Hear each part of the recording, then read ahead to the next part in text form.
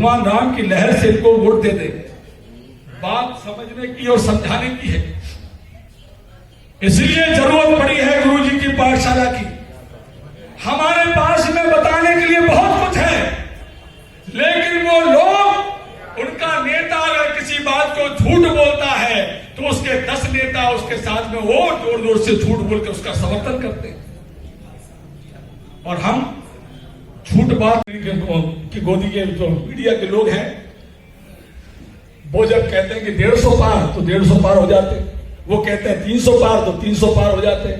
अभी कल मैंने स्टेटमेंट सुना, मैं कह ही रहा था कि इस बार कभी न कभी मोदी आने वाला नहीं है। तो 80 साल के उस बुजुर्ग को बात समझ में आ गई है कि मशीन से जो चुनाव होगा उससे रिजल्ट हमारे पक्ष में नहीं आएगा। वो ये क्यों कह रहा है? क्योंकि उसने वोट इस चुनाव में कांग्रेस को डाला है और वहां पर पोलिंग बूथ भाजपा की जीत रही है।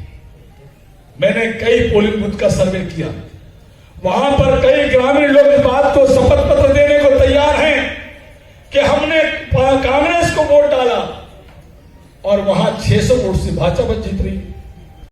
मैंने गांव के लोगों से जाकर चर्चा की है। एक 80 साल का बुजुर्ग गांव में अलाव जला करके लोगों के साथ बैठकर जब बैठता है, हम उससे राम राम कहकर जब उसके पास जाते हैं, हम उनसे कह रहे हैं कि कई सांसद कहते हैं, भारतीय जनता पार्टी के लोग, कई नेता कहते हैं कि हम संविधान को बदल देंगे। कई लोग कहते हैं कि संविधान पुराना हो गया है, हम संविधान को बदलना चाहते हैं। साउथ के कोई सांसद है, वो कह रहे थे कि संविधान पुराना हो गया, इसको बदल लेना चाहिए।